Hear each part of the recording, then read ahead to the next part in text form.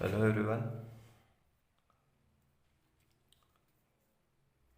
this is Rahul and मैं start करने जा रहा हूँ CA final group second old course का सिलेबस से रिलेटेड। सो हम यहाँ मतलब चारों सब्जेक्ट अगर मैं बात करूँ, सीए फाइनल,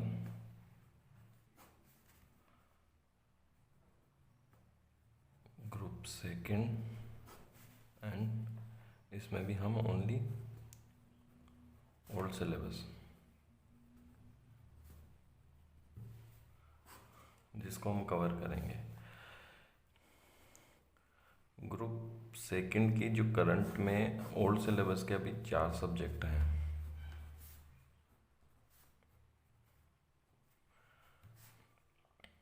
मैं शॉर्ट में लिख रहा हूँ, पूरा नाम ना लिख के। एक्चुअल कॉस्टिंग, इसका डीटी एंड आईडीटी।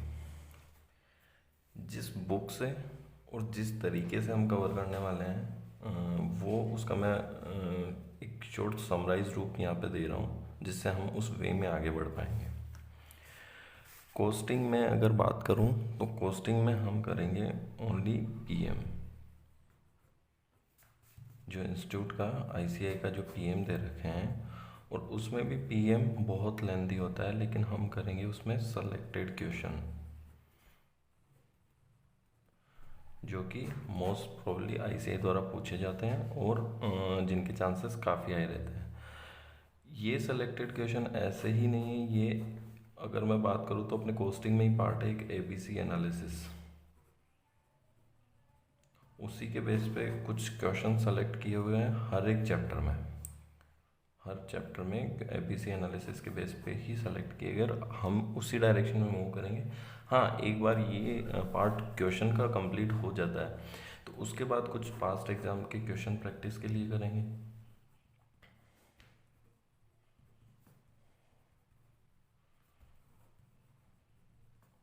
ठीक है।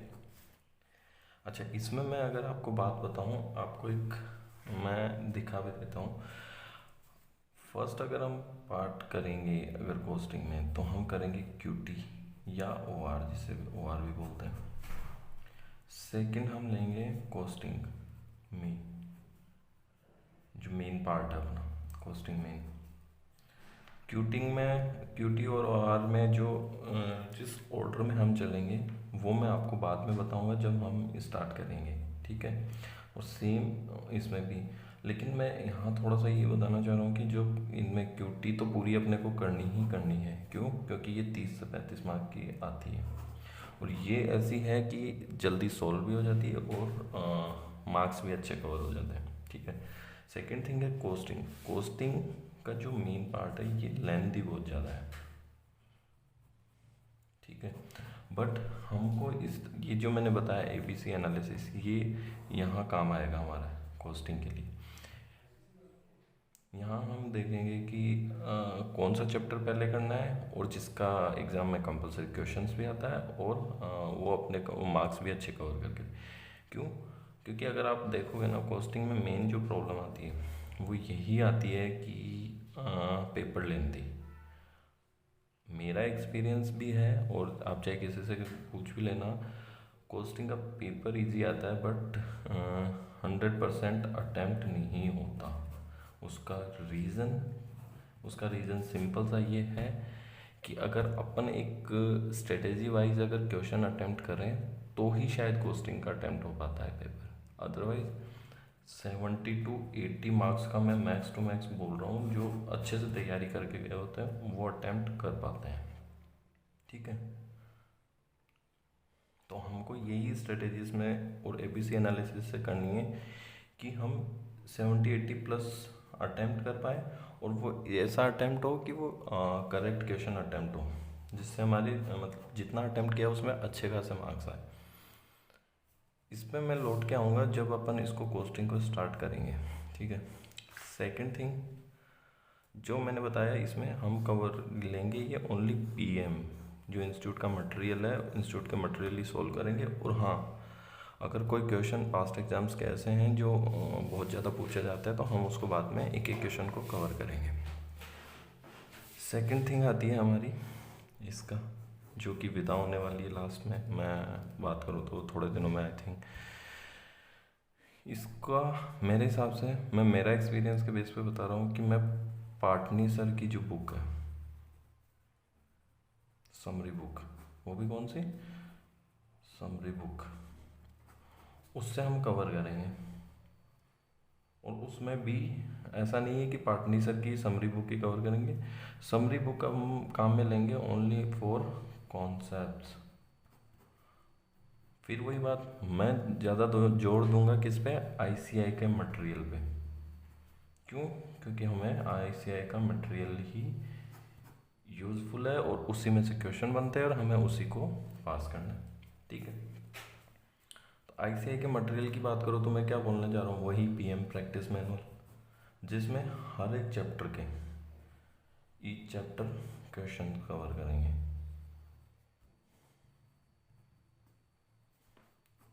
और इसका मैं मेरे हिसाब से अगर मैं बात करूँ तो हर एक चैप्टर के, मैं फॉर एग्जांपल बात कर रहा हूँ जैसे chapter number 8 emerging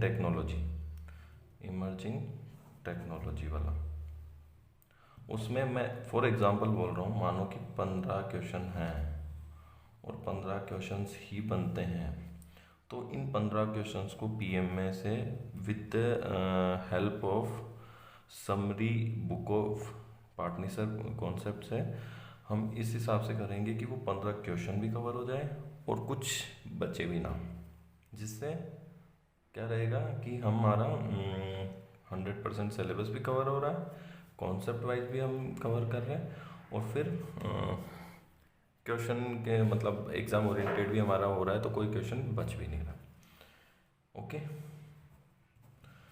third one आता है, देखिए यहाँ जो मेरे को जस्टिफाइबल लगता है मैं उस अकॉर्डिंग मटेरियल और ये बता रहा हूँ, मे बी आपकी प्रेफरेंस अलग हो सकती है। डीटी की अगर मैं बात करूँ, मेन जो एक लीक पॉइंट अगर जो मेरे को लगता है CA final old syllabus students के लिए, उसमें क्या है कि कॉन्सेप्ट तो सबका क्लियर होता है, कॉन्सेप्ट तो क्लियर होता है, लेकिन मतलब गैप कहाँ आ जाता है, गैप आता है क्वेश्चंस प्रैक्टिस में।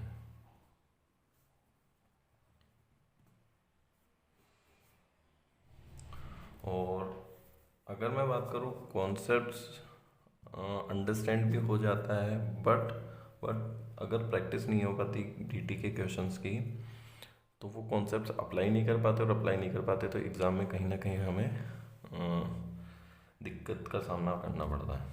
तो इसके लिए हम जो अप्रोच लगाएंगे वो ये लगाएंगे कि वीजी सर की जो समरी बुक है उससे करेंगे कॉन्सेप्ट, प्लस साथ के साथ बांगड़ सर की जो मैं बात करूँ उसे क्या बोलते हैं, कंपाइलर, जिसमें क्वेश्चन है, वो क्वेश्चंस की प्रैक्टिस हम वहाँ से करेंगे, बांगड़ सर के कंपाइलर से क्वेश्चंस प्रैक्टिस। सेम थिंग ये मैं तीनों चारों पे अप्लाई करूँगा, जो भी है कि एक बार जब सिलेबस होगा उसके बाद अगर कहीं पे भी कोई क्वेश्चन नया निकल के आता है, एग्ज़ाम ओरिएंटेड है, और कहीं से मेरे को सोर्स से पता लगता है कि ये ऐसा यूज़फुल है, तो हम इनके चारों में से क्वेश्चंस की प्रैक्टिस करते रहेंगे आफ्टर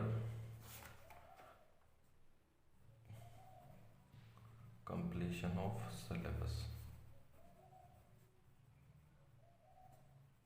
ठीक है, और अगर मैं लास्ट वन बात करूँ आईटीटी में क्या है कि जो बांगड़ सर की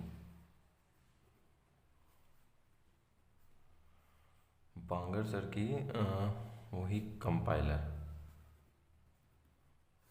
जिसमें शॉर्ट कॉन्सेप्ट दे रखे हैं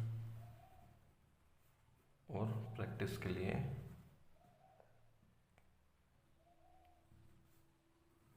क्वेश्चंस दे रखे हैं अच्छे खासे, वही हम प्रिपेयर करेंगे और फिर लास्ट में आके वही हम कहीं से आईसीए के मटेरियल से, पास्ट एग्जाम से कहीं से भी क्वेश्चन निकल के आते हैं तो हम उसका क्वेश्चन करेंगे। ये हमारी अप्रोच रहेगी। ठीक है।